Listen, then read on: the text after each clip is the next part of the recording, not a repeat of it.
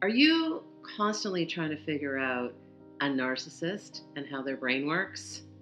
Don't stop, cease, desist.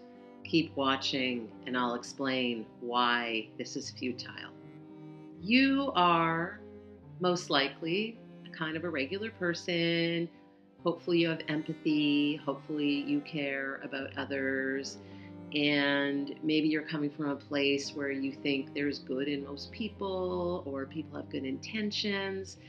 And when we look through this lens, it's really hard to get outside of that mindset and imagine that other people do not. And so we have to look at a narcissist type personality or any sort of toxic or very selfish or self absorbed person, regardless of whether they're narcissist or just toxic in some other way or haven't done the work, as a kind of an alien. They're kind of somebody whose brain works differently.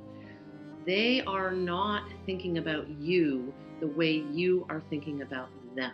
So you might be sitting here wondering what is going on and what can I do and how do I fix this? They might be fixating on something you've done to them and how they're going to get revenge. They might not be even thinking about you at all. They might be merrily going on their way. I've heard examples where someone could get in a fight with somebody, maybe their partner, or maybe their partner picked a fight with them, and that person will be really upset. They could be raging, they could cry. Usually it's fake crying or put on crying, whatever emotion they're showing, and it's a lot of drama. And then once it's over, they could be sitting and they're just looking on their phone, chuckling at some joke or meme or something, as if it never happened. They can shut it off and on. That is that lack of empathy. It doesn't stick with them.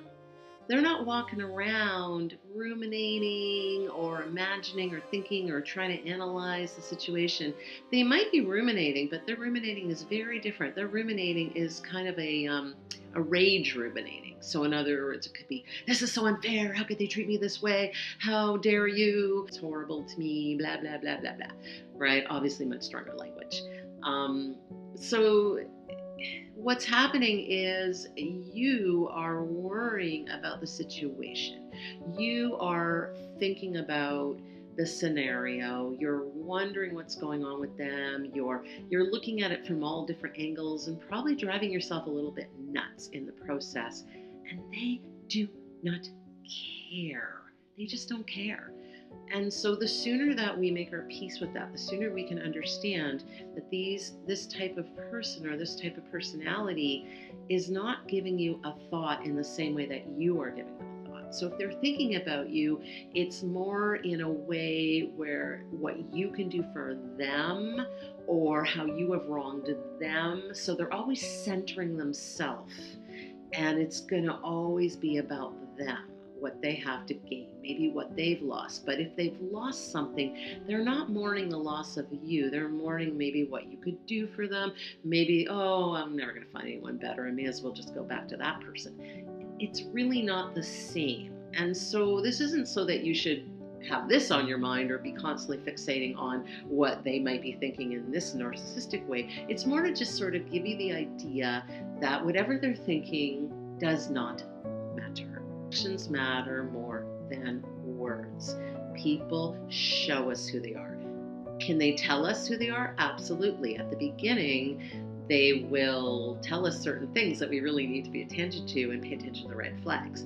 But if we are sucked in or if we are in this relationship, however way we got there, they are now going to show us their actions. So think about whenever it's with anyone, whether they're a partner, whether they're a parent, whether they're a friend, whoever they are in your life, and you're in relationship to somebody, anybody, how do they act and how do you feel about it? Those are really the two big things to pay attention to.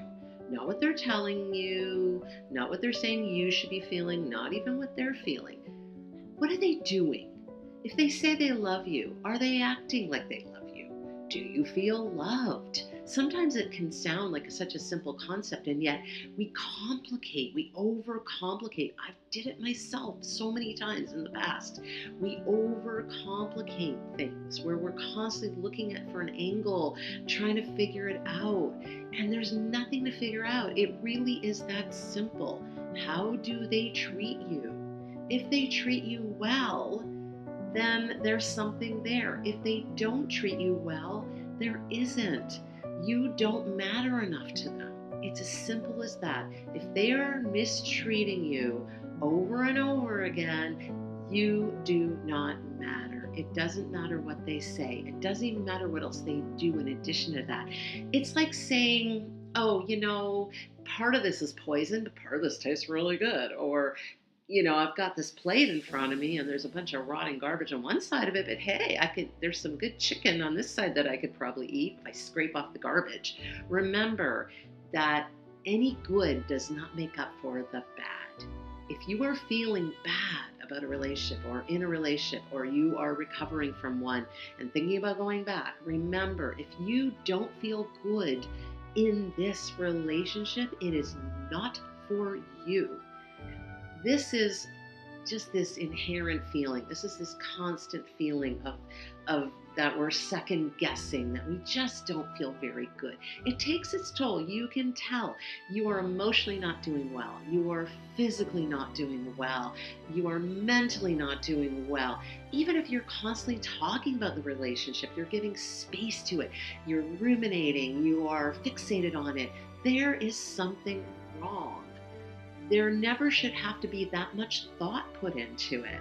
Think about a friendship. If you have a really healthy friendship with somebody, do you always have to put thought into it? Are you constantly thinking about what is that person doing? What are they thinking about? Hopefully not, right? It's kind of got to flow. It feels easy. Think about anyone in your life or anything in your life where it just feels good and easy. That is what it's supposed to be like most of the time. Are there going to be times of hardship? Are there going to be tougher times? Absolutely. But the key point is you're in it together. You are fighting this together. You are a team. They've got your back. You've got their back. It's give and take. We're not always going to be at your best, but we're never going to be wondering about what is the relationship, what is happening. It's a feeling of safety. Think about when you have felt safe in any time in your life. And if you haven't ever felt safe, imagine what that might feel like. Or if there's even a time where you can spend time alone and even have a moment of safety, and what that feels like. Imagine that. Put yourself in some place. Put yourself in some calm place where that feels good. That is how you want to feel. That is how you want to feel with anybody. You want to feel calm. You want to feel good. You want to feel loved and nurtured and taken care of. Anything short of that, it's not okay. It's not acceptable. And if you're a people pleaser, you have tried. This is never about giving up in the first go. We are the people that try.